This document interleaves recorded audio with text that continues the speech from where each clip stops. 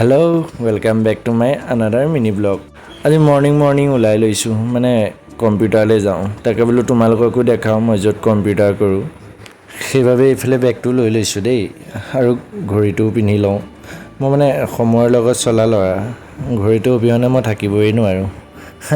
ধেমালি কৰিছোঁ, বেয়া নাপাবা দেই। তে বাৰু যি নহওক, এতিয়া যাওঁ ব'লা।